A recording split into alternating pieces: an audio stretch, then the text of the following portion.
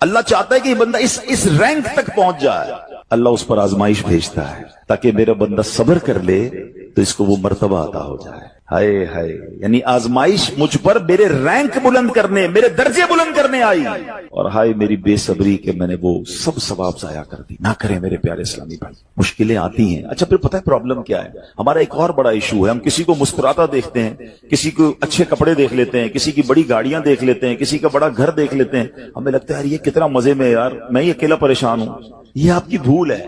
ایک بات یاد رکھیے گا، زندگی کی گاڑی مسائل کے پہیوں پر ہی چلتی ہے. امیر کے مسئلے اور ہیں، غریب کے مسئلے اور ہیں. شہرت جس کو ملی ہے نا اس کے پرابلمز اور ہیں، جو غیر معروف ہے اس کے پرابلم اور ہے. زمانے میں ہر کسی کو کچھ نہ کچھ ایشو ضرور ہے. یہ نہ سمجھے کہ یار یہ اتنا مسکرا رہا ہے، کیا پتہ اس مسکراہٹ کے پیچھے کتنے دکھ چھپائے بیٹھا ہے. آپ یقین کریں، بلیو کریں، ایسا نہیں ہے کہ سب لوگ 100% خوشحال ہیں. پرابلم سب کے ساتھ ہوتے ہیں. میں کیا بتاؤں آپ کو، ہمارے پاس تو لوگ دعائیں کروانے آتے ہیں نا، ایسی پرابلم بتاتے ہیں کہ پیروں سے زمین نکل جاتی ہے. بعض اوقات ہم اتنے بڑے گھر میں جاتے ہیں، اس کی گاڑیاں کروڑوں روپے کی کھڑی ہیں، ان سے ملاقات ہوئی، وہ کہتے ہیں حضرت آپ سے الگ سے دعا کروانی ہے. جب وہ بیچارہ اپنا مسئلہ بتاتا ہے نا، ہمیں لگتا ہے یار ہمارا تو غم ہی کچھ نہیں ہے. کتنی بڑی آزمائش سے گزر رہا ہے، کتنی بڑی پرابلم سے گزر رہا ہے. میں آج کی آپ کو مثال دیتا ہوں. ایک ہمارے بہت اچھے بھائی تھے، آج سے کچھ عرصہ پہلے انہوں نے ہمیں ایک ماشاءاللہ پراپرٹی دعوت اسلامی کے لیے بچیوں کے مدرسے کے لیے دی، اور اس کے چند دنوں بعد ان کا وصال ہو گیا. ان کو بیچاروں کو کینسر تھا. میں ان کے گھر پہ دعا کرنے گیا. ان کے بیٹے نے مجھ سے جب گلے لگانا تو بیٹا رونے لگا. اچھا میں سمجھا کہ بیچارہ اپنے والد کو یاد کر کے رو رہا ہے، ظاہر ہے 16 دن پہلے انتقال ہوا. اندر گئے، دعا کی، اس کے بعد میرے کان میں کہتا ہے کہ عبدالرحیم بھائی اس وقت میری زوجہ ہاسپٹل میں ہے. میں نے کہا کیا ہو گیا؟ کہ میری وائف کو بلڈ کینسر ہو گیا ہے. والد کا کینسر میں انتقال ہوا ہے. اللہ نے بڑا نوازا ہے ان کو، جیولرز ہیں. لیکن میں یقین کریں، میں آپ کو سچ بتا رہا ہوں، میں گاڑی میں بیٹھ کے میں بھی رونے لگا، کیونکہ وہ بندہ جب مجھے چھوڑنے آیا نا پھر میرے گلے لگ کے رو رہا تھا. میں سوچنے لگا یار کتنا دکھ ہے لوگوں کو، اللہ نے کتنی بڑی ہم پر مہربانیاں کی ہیں. اگر مجھے کوئی بڑی بیماری نہیں ہے، میرے بچے میرے ساتھ ہیں، میری فیملی میرے ساتھ ہے، نہیں چاہیے یار دنیا کے سارے اللہ تللے، نہ ملے اتنی ساری لگژریز، صحت سے بڑھ کے کچھ نہیں ہے، مگر ہمیں اس کی قدر ہی نہیں ہے، ہمیں اس کی کوئی اہمیت کا اندازہ ہی نہیں. پوچھو ان سے، کروڑوں روپے ہیں مگر علاج نہیں ہو پا رہا، ڈاکٹر بعض اوقات مایوس کر دیتے ہیں. کتنا تکلیف دہ لوگ، اور ہم ہیں کہ چھوٹی چھوٹی باتوں پر بے صبری. صبر تو کریں، اللہ کی رضا پر راضی تو رہیں. میں نے آپ کو خاندان نبوت کا واقعہ سنایا، ارے کھانے کو کچھ نہیں ہے. کاش یہ بات ہمیں سمجھ آ جائے اور ہم ہر حال میں اللہ کا شکر ادا کرنے والے بن جائیں. اور ایک اور میں آپ کو بات بتاؤں، ہم جو دنیا والوں کو بتاتے ہیں نا ہوتا کچھ نہیں ہے اس سے. مت بتایا کرو دنیا والوں کو، صحیح بتاتا ہوں، مت بتایا کرو، اپنے غم مت بتایا کرو، ثواب بھی چلا جاتا ہے. اور بعض اوقات یہ دنیا والے نا ہمارا مذاق بھی اڑاتے ہیں. ہم جب کسی کو اپنا پرابلم بتاتے ہیں نا ہمارے سامنے تو بڑے اچھے بنتے ہیں کہ اچھا ٹھیک ہے میں کرتا ہوں کچھ، بعد میں جا کے دنیا میں باتیں کرتے ہیں، آیا تھا میرے پاس ہے اس کا یہ مسئلہ ہے، ہاں باتیں بڑی کرتا ہے، بڑی پرابلم میں ہے.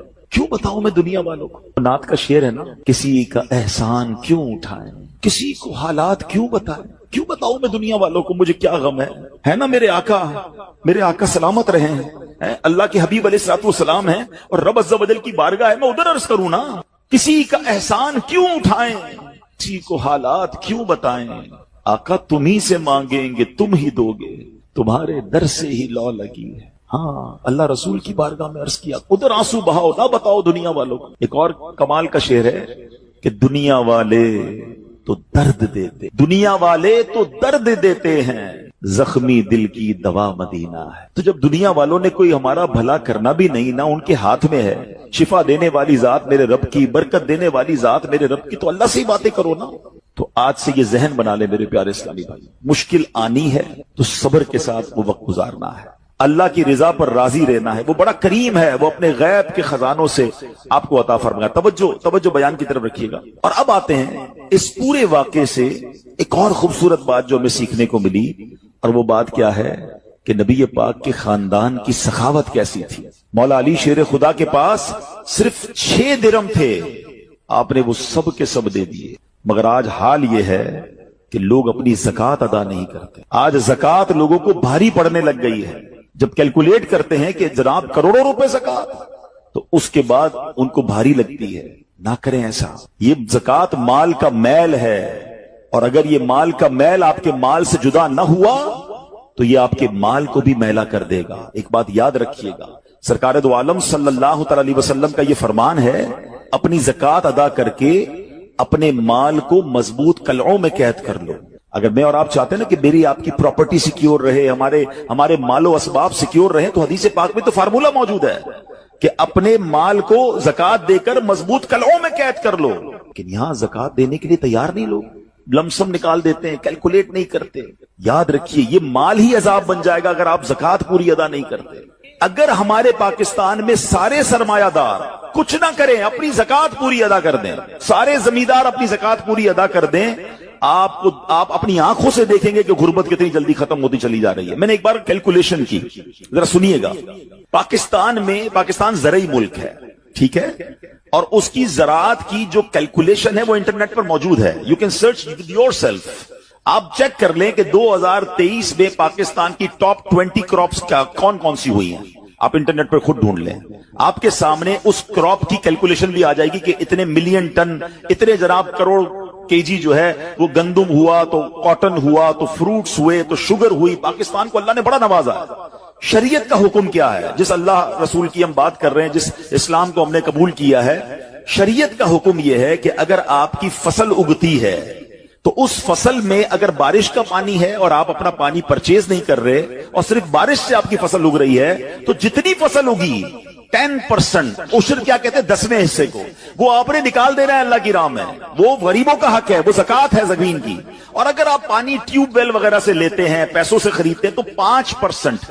آپ بلیو کریں, میں بیٹھا کیلکولیٹر لے کر کہ پاکستان کی ٹاپ 10 کراپس کتنی ہوتی ہیں, اس کی مالیت کتنی ہے, اس کی ویلیو کتنی ہے, وہ میں نے بنائی اور اس کا 5% لگایا جو دینا ہی دینا ہے. آپ یقین کریں وہ بھی خربوں روپے میں بن گیا. یہ خربوں روپے کہاں ہیں؟ اگر ہم زکات دیتے تو کتنے غریبوں کا بھلا ہو جاتا, کتنے گھر خوشحال ہو جاتے. اچھا یہ تو صرف زمین کی زکات ہے, پراپرٹیز کی زکات اربوں خربوں روپے کے لوگ مالک ہیں, مگر جب کیلکولیٹر چلاتے ہیں نا, اوئے ہوئے ہوئے زکات جناب 10 کروڑ روپے بن جائے گی, تو پھر بھاری لگتی ہے. اللہ کے بندے, اللہ نے 4 ارب دیے ہیں تو 10 کروڑ زکات ہے نا, تو ٹینشن گائے کی ہے, شکر ادا کرو. اللہ نے دینے والا بنایا, مانگنے والا نہیں بنایا. مگر آج زکات بھاری پڑ گئی ہے. آپ کو پتا ہے قارون کیوں دسایا گیا تھا؟ قارون یہ حضرت موسیٰ کا کزن تھا, یہ تورات کا عالم تھا اور بڑا عالم دین تھا. مگر جب حضرت موسیٰ نے اس کو زکات کا حکم دیا نا, اس کے پاس کتنے پیسے تھے کہ قرآن کہتا ہے اس کی خزانوں کی چابیاں ایک جماعت لے کر چلتی تھی. خزانے نہیں, صرف کیز آف دا ٹریجر, اتنا خزانہ تھا. مگر کیا ہوا یہ کہ جب حضرت موسیٰ نے اس کو کہا, اچھا اس زمانے پتہ زکات کتنی تھی؟ ابھی تو 100 پہ 2.5 ہے نا, 1000 پہ 1. آپ نے فرمایا ہر 1000 پر 1 تم نے زکات دینی ہے. اس نے کیلکولیٹ کیا تو بہت بنتے تھے. حضرت موسیٰ کے خلاف ہو گیا, زکات کا انکار کیا, اپنے خزانوں کے ساتھ زمین میں دھسا دیا گیا. پلیز خدا کے واسطے اس آواز کو سب مل کر آگے بڑھائیں. میں تو یہ سمجھتا ہوں جس طرح ہم نماز کی بات کرتے ہیں کہ نماز پڑھو, زکات دیں, بے شک کسی کو بھی دیں, جو حقدار ہے اس کو دیں, مگر زکات پوری دیں. پاکستان خوشحال ہو جائے گا, غریبوں کا بھلا ہو جائے گا. لیکن زکات جس کی ہزاروں لاکھوں میں شاید وہ نکال دیتا ہے, مگر جب زکات کروڑوں میں ہو رہی ہے تو لوگوں کے دلوں پر بوجھ بنتی جا رہی ہے. اس کو بوجھ نہ بننے دینا. میں ایک دعا کرتا ہوں آج, اگر آپ کو لگے تو آپ بھی آمین کہہ دینا. اپنے لیے تو میں کئی بار یہ دعا کرتا ہوں کہ یا اللہ مجھے وہ مال نہ دینا جس کی زکات مجھ پر بھاری ہو جائے. اہو آمین. یا اللہ وہ مال دینا کہ میں خوش دلی سے تیری راہ میں زکات دوں. اچھا یہ بھی بڑا ایشو ہے, پیسے نکلتے ہیں تو بھاری بڑے پڑتے ہیں. اللہ فرماتا ہے تم اس وقت تک بھلائی کو نہیں پہنچ سکتے جب تک اپنی پیاری چیز راہ خدا میں خرچ نہ کرو. آپ بہترین خرچ کرو نا, اللہ آپ کو اس سے زیادہ عطا فرمائے گا. اچھا جب بھی کیلکولیٹر, دیکھیں کچھ چیزیں کیلکولیٹر سے کیلکولیٹ ہوتی ہیں, مگر اللہ کی راہ میں جو خرچ کرنے والا معاملہ ہے نا, وہ رحمت کے کیلکولیٹر سے کیلکولیٹ ہوتا ہے.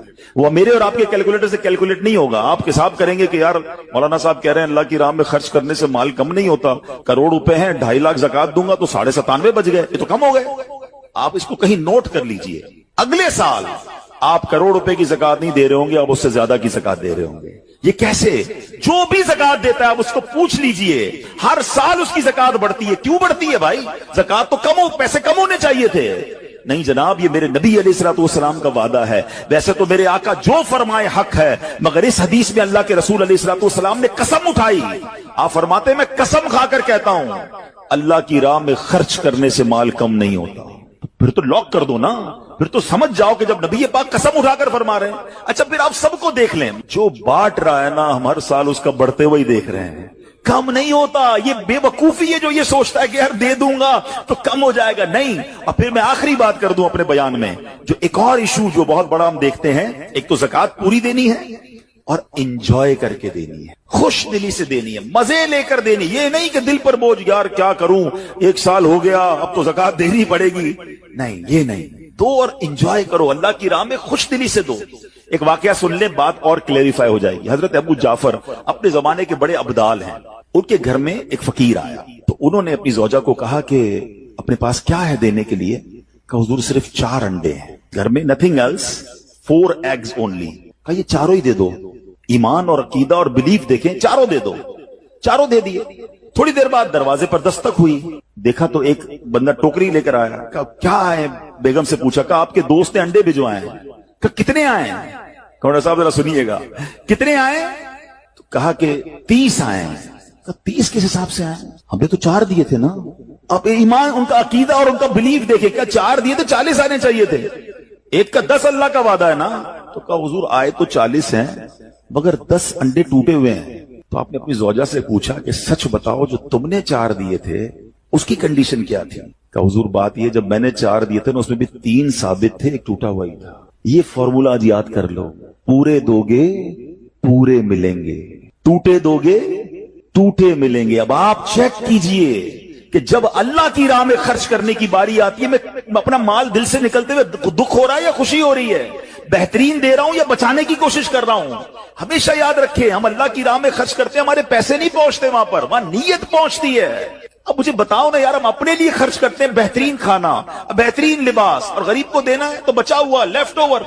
अब अच्छा अब मैं कहता हूं 100 बंदों को नहीं खिला सकते, ना खिलाएं, 2 को खिलाएं, अच्छा खिलाएं, कोई बात नहीं। आप किसी के दिल में खुशी तो दाखिल करें, अपने घर वालों के लिए लिबास खरीद लें, 2 गरीब बच्चों के लिए वैसा ही लिबास खरीद लें, फिर देखें आपको कैसी बरकतें मिलती हैं। तो हमें इस बार ये एक अंदाज इख्तियार करना है कि हमने अल्लाह की राह में बेहतरीन खर्च करना है। इसको हमें गलती क्या करते हैं, फितरे की, जो फितरे की जो बात है उसमें मैं आपको एक बात बताता हूं। फितरा हदीस पाक में 4 किस्म का बयान हुआ है, गंदुम का, जौ का, किशमिश का और खजूर का, ठीक है। लेकिन हम बचपन से सुन रहे हैं, जब भी फितरे की बारी आती है, हम पहले 50 रुपए था वो दे दिया, 100 दे दिया, 200 दे दिया, 300 दे दिया।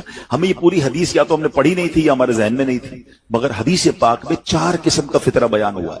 गरीब आदमी गंदुम का फितरा दे दे कोई बात नहीं, मगर जो रोजाना बेहतरीन इफ्तारी कर रहा है, बेहतरीन खाने खा रहा है, सच बताओ उसको कौन सा फितरा देना चाहिए? मेरी इफ्तारी रोज अजवा खजूर से है और ईद वाले दिन मैं गंदुम का फितरा दे आता हूं। हमेशा याद रखिए, अच्छा खर्च करे ना। इस बार फितरा जिसको अल्लाह ने जैसा नवाजा है, गरीब आदमी के लिए बात नहीं कर रहा, जिसको नवाजा है रब ने। क्या हम कभी ऐसा करते हैं कि ईद की शॉपिंग के लिए जाएं, दुकानदार से कहें कि यार जो कपड़ा सबसे सस्ता है वो निकाल दो, सबसे सस्ते जूते निकाल दो, मैंने ईद पढ़नी है?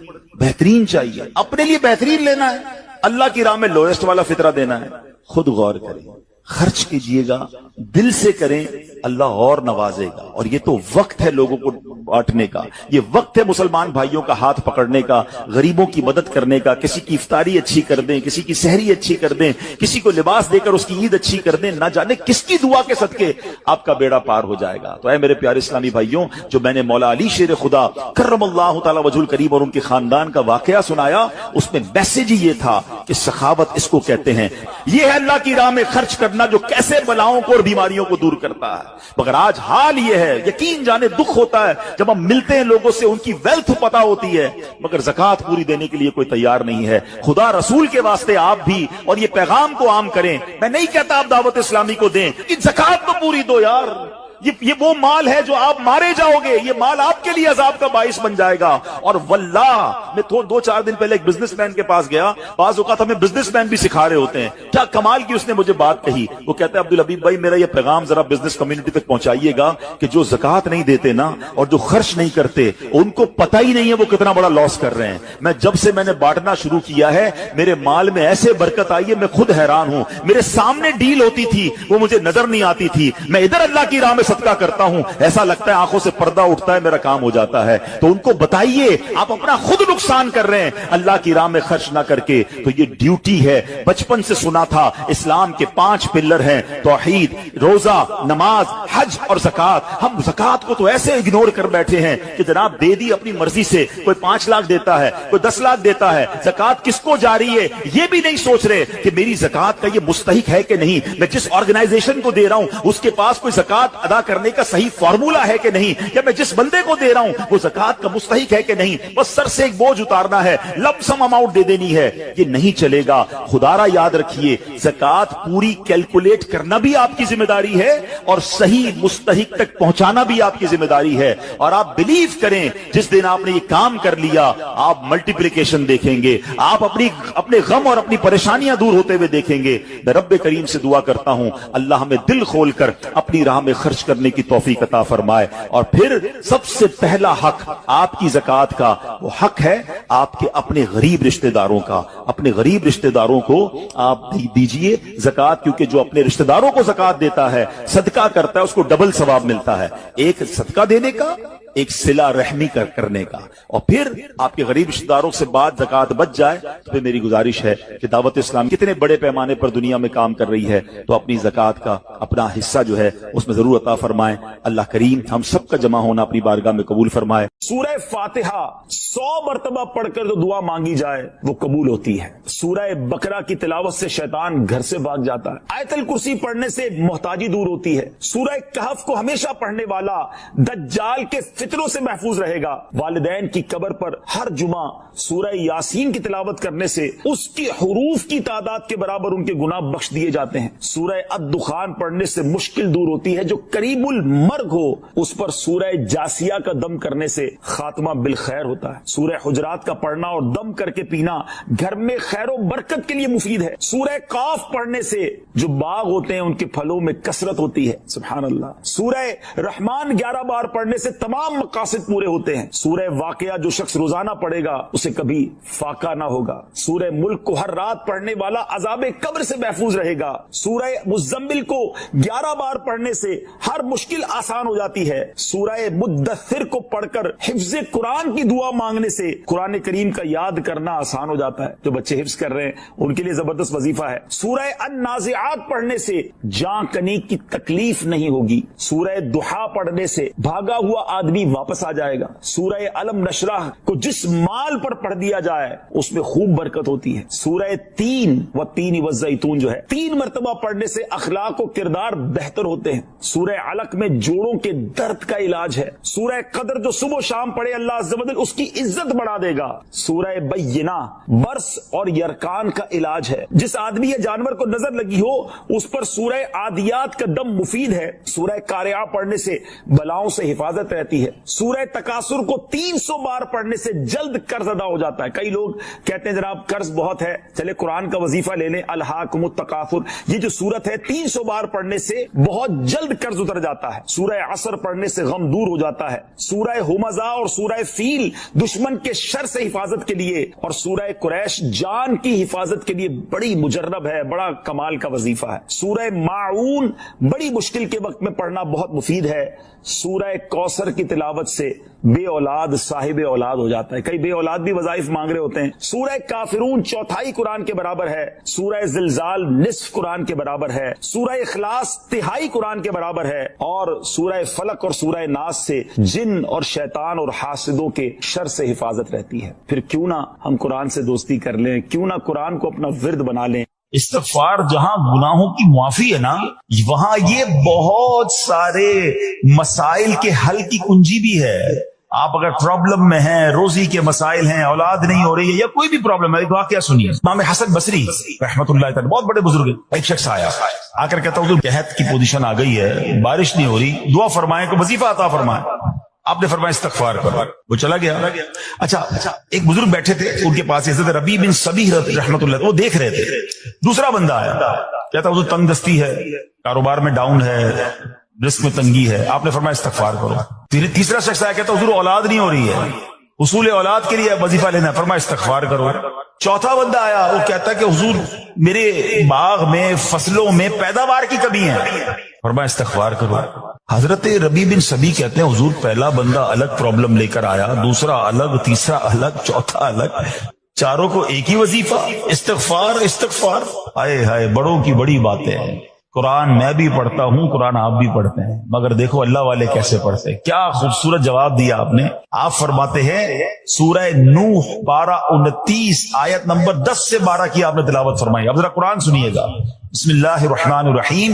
इस्तग़फ़िरू रब्बकुम इन्नहु काना गफ़्फ़ारा युरसिलिस समाअ अलैकुम मिदरारा व युमदिदकुम बिअमवालिन व बनीन व यजअल लकुम जन्नातिन व यजअल लकुम अनहारा। सुभान अल्लाह। जरा सुनिएगा, अपने रब से माफी मांगो। इस्तग़फ़िरू रब्बकुम इन्नहु काना गफ़्फ़ारा, बेशक वो बड़ा मुआफ करने वाला है। अब देगा अता, क्या फरमाएगा?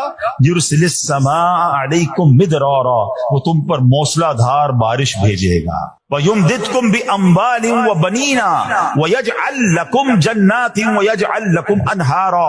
फरमाया और मालों और बेटों से तुम्हारी मदद फरमाएगा और तुम्हारे लिए बागात बना देगा और तुम्हारे लिए नहरें बनाएगा। बागात भी बढ़ रहे हैं, औलाद भी अता हो रही है, माल भी बढ़ रहा है, बारिश भी हो रही है। इस चीज से, इस्तिग़फ़ार से। तो इस्तिग़फ़ार ये आपके बहुत सारे प्रॉब्लम्स का हल है, मसाइल का हल है। बस अपनी जबान इस्तिग़फ़ार से तर रखिए। अच्छा, फिर इसमें थोड़ी सी शर्मिंदगी भी हो, है ऐसा नहीं कि इस्तिग़फ़ार भी हो रहा है और दिमाग कहीं और है, मुस्कुरा भी रहे हैं, हंस भी रहे हैं और इस्तग़फ़िरुल्लाह, किसी से माफी मांगते हुए हंसता है क्या बंदा? अस्तग़फ़िरुल्लाह रब्बी मिन कुल्लि ज़ंबिन व अतूबु इलैहि। या अल्लाह, मैं अपने सारे गुनाहों से तुझसे माफी मांग रहा हूँ। बहुत सारे इस्तग़फ़ार के सीख हैं। अस्तग़फ़िरुल्लाहल अज़ीम मिन कुल्लि ज़ंबिन अज़ीम।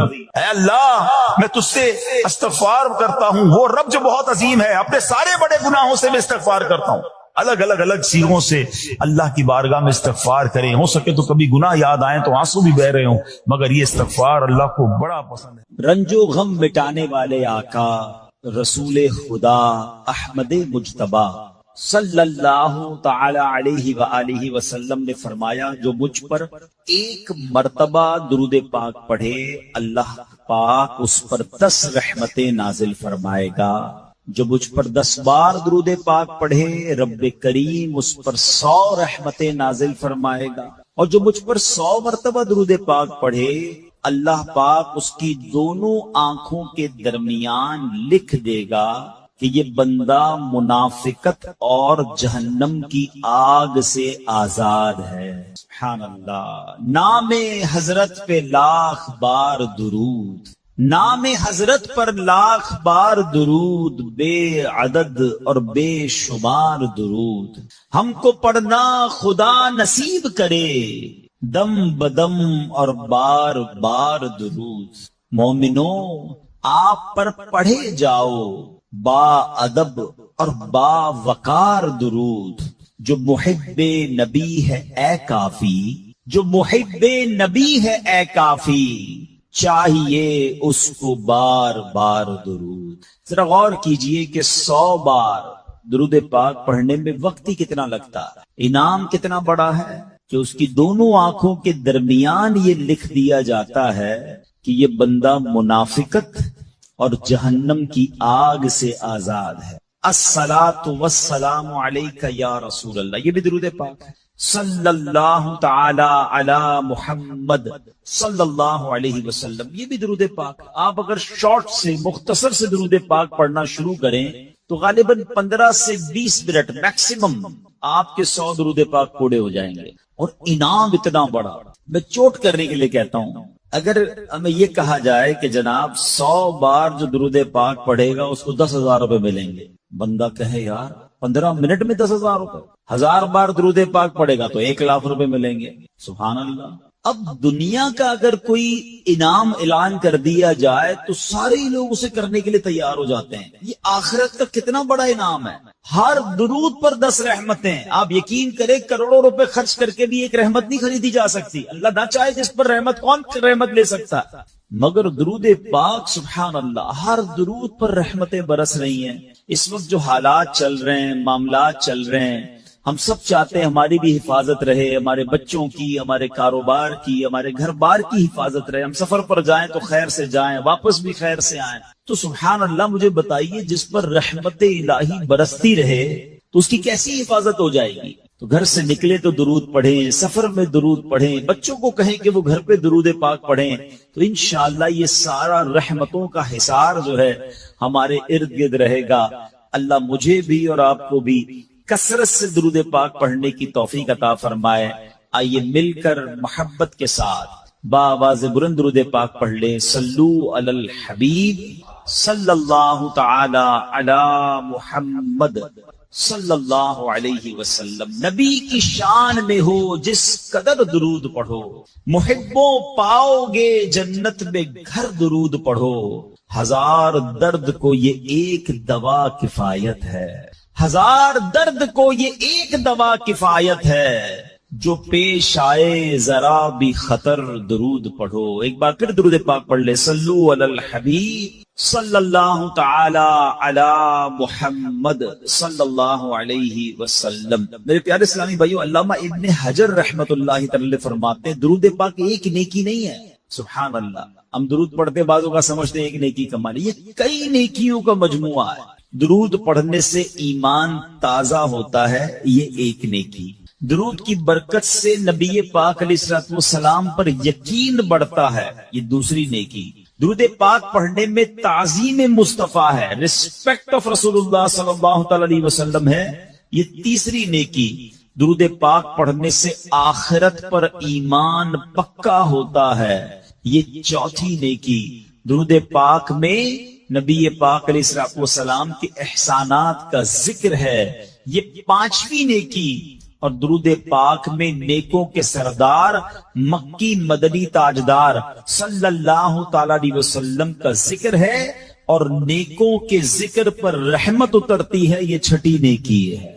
ہائے ہائے، نیکیوں کا انبار لگ جاتا ہے اگر بندہ درود پاک پڑھنے والا بن جائے۔ اللہ مجھے اور آپ کو کثرت سے درود پاک پڑھنے کی توفیق عطا فرمائے۔ ایک بار پھر درود پاک، صلو علی الحبیب صلی اللہ تعالی علی محمد صلی اللہ علیہ وسلم۔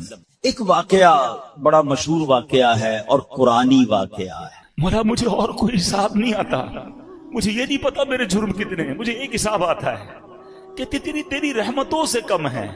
مجھے یہ پتا ہے بہت زیادہ ہے، میں مانتا ہوں بڑی خطائیں ہیں، بڑے جرم ہیں، مگر ایک حساب ضرور آتا ہے مجھے کہ جتنے بھی گناہ ہیں تیری رحمتوں سے کم ہیں۔ میرے جرم اس سے زائد نہ مجھے حساب آئے نہ مجھے شمار آئے، مولا اور کوئی کاؤنٹنگ نہیں آتی مجھے، ایک کاؤنٹنگ پتا ہے کہ جتنا تو بڑا رحیم ہے نا، تیری رحمت جتنی بڑی ہے اس کے مقابلے میں میرے گناہ کچھ نہیں۔ اسی کریم سے بھروسہ ہے، اسی رحمان سے بھروسہ ہے۔ بس درود پاک کی کثرت کیجئے، اللہ سے سچی محبت کیجئے، توبہ کیجئے، وہ بڑا کریم ہے، وہ رحمان ہے، جو وہ کروڑوں کو بخش رہا ہے تو مجھ جیسے گناہگار کو بخشنا اس کی رحمت کے لیے کیا مشکل ہے۔ اللہ ہم سب کی بخشش فرمائے۔ نیت کر لیں کہ بس انشاءاللہ آج کے بعد درود پاک کی کثرت کریں گے انشاءاللہ۔ آئیے مل کر محبت کے ساتھ بآواز بلند درود پاک پڑھ لیں۔ صلو علی الحبیب صلی اللہ تعالی علی محمد صلی اللہ علیہ وسلم۔ حضرت عمر فاروق رضی اللہ تعالیٰ کے دور مبارک میں ایک نوجوان تھا، بڑا متقی تھا، بڑا پرہیزگار تھا۔ لوگ اس کی نوجوان کی عبادت دیکھ کر حیران ہو جاتے تھے۔ وہ نوجوان جب عشاء پڑھ کے گھر کی طرف جاتا تھا نا تو راستے میں اسے ایک خوبصورت عورت اپنی طرف بلاتی تھی۔ وہ بڑی نیک طبیعت کا مالک تھا، اس کی طرف توجہ نہیں کرتا تھا اور نکل جاتا تھا۔ ایک دن جب وہ گزرا تو عورت نے اس کو پھر بلایا۔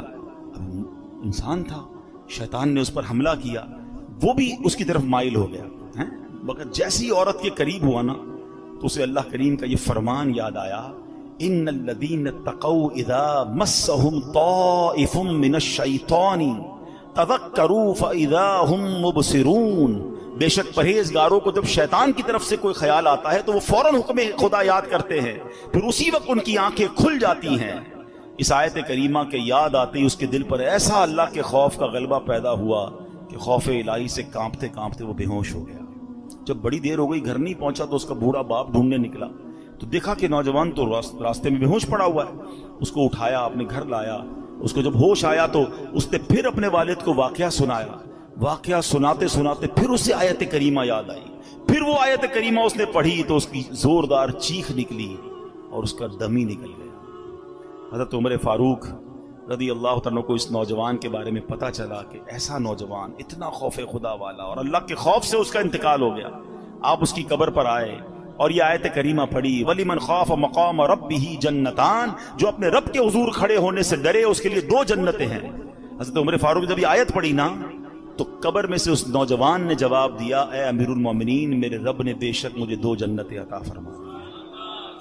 ہاں, جب رب بخشنے پہ آتا ہے نا تو کریم ہی جو ٹھہرا تو کرم کے کیا ٹھکانے, تو نوازنے پہ آئے تو نواز دے زمانے. بات یہ ہے کہ اللہ سے دوستی بندہ کر لے, اللہ کا خوف تو دل میں رکھے نا. چھپ چھپ کر گناہ ہو رہے ہیں, اللہ کو ناراض کیا جا رہا ہے, موج مستی ہو رہی ہے, اللہ کی بارگاہ میں پیش ہونے کی فکر ہی نہیں ہے, یہ نہ کرو. تو اب سچی توبہ کر لیجئے, اپنے گناہوں سے معافی مانگ لیجئے, اللہ کے قریب ہو جائیے, اور یقین کریں اللہ معافی مانگنے والوں کو بڑا پسند فرماتا ہے. وہ ایسے نوازتا ہے نا, آئے ہے. ابھی آپ نے ایک واقعہ سنا, ایک اور واقعہ سناتا ہوں, پھر بیان کمپلیٹ کرتے ہیں.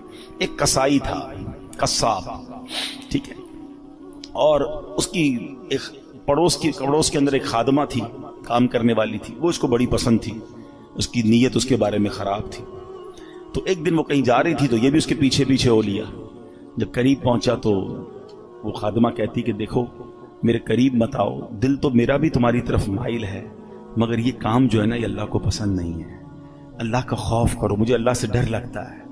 اس نے سوچا کہ جب تم خادمہ ہو کر, ایک غریب عورت ہو کر اللہ سے ڈر رہی ہو, مجھے زیادہ ڈرنا چاہیے. اس نے اس عورت کو چھوڑ دیا اللہ کے ڈر سے. کوئی دیکھنے والا نہیں تھا, they were both alone there, مگر اللہ کے خوف سے چھوڑ دیا.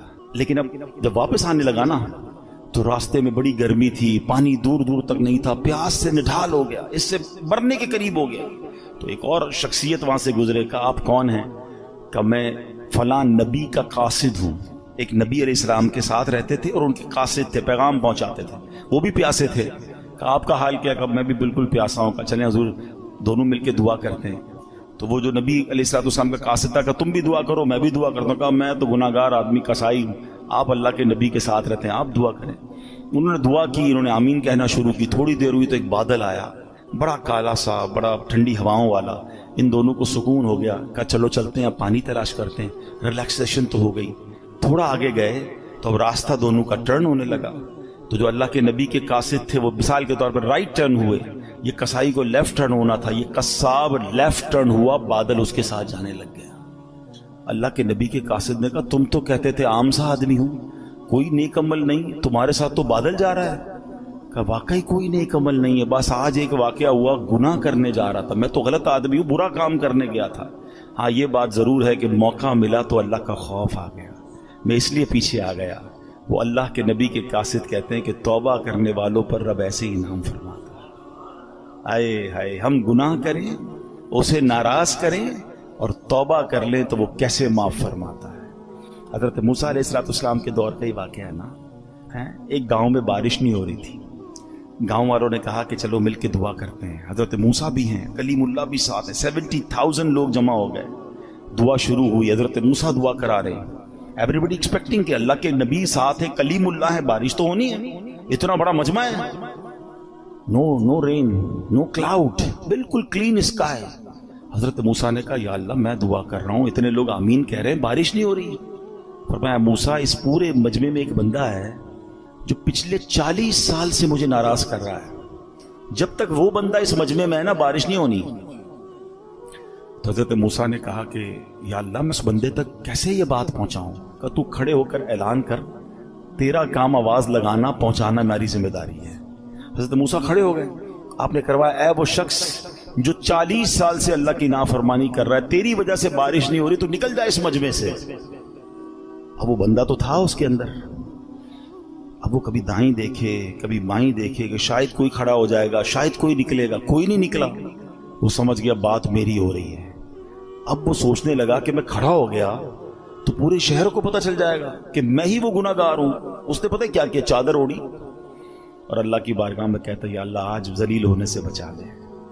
میں ہی وہ شخص ہوں، مانتا ہوں میں نے بڑے گناہ کیے، مگر مولا آج میں ذلیل ہو جاؤں گا. لاجیکلی بتاؤ اس کا ذلیل ہونا بنتا تھا کہ نہیں؟ کہ جس بندے کی گناہ کی وجہ سے بارش نہیں ہو رہی اس کو تو کھڑا کر کے سب کو بتانا بنتا تھا نا. ہمارے ساتھ کوئی غلط کرے ہم کہتے ہیں یہ وہ آدمی ہے، اس نے میرے ساتھ کیا. اچھا تھوڑا سا مسئلہ کرے ہم زیادہ اس کو ذلیل کرتے ہیں، مگر میرے کریم کے کرم نوازی دیکھو وہ عیب چھپاتا کیسے ہے. وہ بندہ کہتا ہے مولا آج بچا لے. تھوڑی دیر ہوئی تو بادل آئے اور بارش برسنا شروع ہو گئی. حضرت موسیٰ کہتے ہیں یا اللہ بندہ تو کوئی نہیں نکلا، بارش کیسے ہو گئی؟ اللہ فرماتا ہے اے موسیٰ اس بندے نے مجھ سے دوستی کر لی. حضرت موسیٰ کہتے ہیں یا اللہ بندہ تو دکھا دے، اب تو ملا دے تیرا دوست کون ہے. ہائے ہائے پتہ ہے کیا فرمایا رب نے؟ فرمایا موسیٰ جب وہ میرا نافرمان تھا تب میں نے اسے ظاہر نہیں کیا، اب تو میرا دوست بن گیا، میں تجھے کیسے ظاہر کر دوں. یہ ہے میرا رب. کاش مجھے اور آپ کو سمجھ آ جائے. دنیا والوں کو میرا ایک ایپ پتہ چل جائے تو واٹس ایپ گروپ میں چلتے ہیں وہ میسج، سوشل میڈیا پہ چلتے ہیں، ویب سائٹوں پر اور اخباروں میں چلتے ہیں، مزے لیتے ہیں لوگ ہمارے ایپ کے. ارے دنیا کو تو پتہ ہی کچھ نہیں ہے جو میرے رب کو پتہ ہے.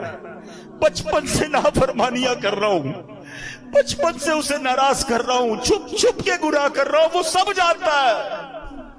مگر کیسا کریم ہے، صرف چھپا نہیں رہا. وہ صرف چھپاتا تھا وہ بھی بڑی مہربانی تھی، وہ عزتیں بھی دے رہا ہے، وہ نعمتیں بھی دے رہا ہے، وہ مجھے کھلا بھی رہا ہے، وہ مجھے بڑا بھی کر رہا ہے، مجھے رزق بھی دے رہا ہے، مجھے میری فیملی کا سکھ بھی دے رہا ہے، مجھے دولت بھی دے رہا ہے، کیونکہ دے تو وہی رہا ہے نا. اس کو سب پتا ہے وہ پھر بھی دے رہا ہے، اس کو سب پتا ہے پھر بھی ہم اس سے دوستی نہیں کرتے، پھر بھی ہم اس کو راضی نہیں کرتے. کب تک اسے ناراض کرو گے بھائی؟ آج کر لو توبہ، آج کر لو اس سے دوستی.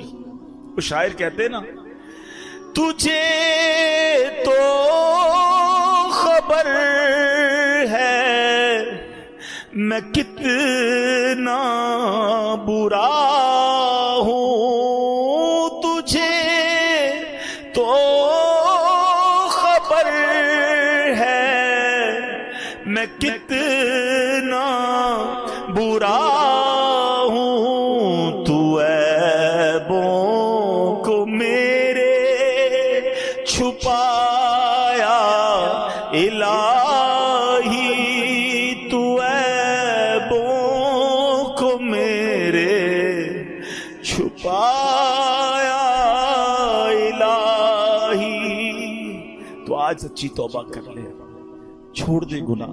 اگر نماز قضا ہو رہی ہے اب نماز قضا نہ کریں. شب برات کروڑوں بخشے جائیں گے مگر حدیث میں 6 قسم کے گناہ گار بتائے گئے جو نہیں بخشے جائیں گے. ہاں شراب کا عادی نہیں بخشا جائے گا، ماں باپ کا نافرمان نہیں بخشا جائے گا، زنا کرنے والا بدکاری کا عادی نہیں بخشا جائے گا، رشتہ داریاں کاٹنے والا نہیں بخشا جائے گا، چغل خور نہیں بخشا جائے گا، ایک روایت کے مطابق تکبر والا لباس پہننے والا نہیں بخشا جائے گا، تصویریں بنانے والے مجسمے بنانے والے نہیں بخشے جائیں گے.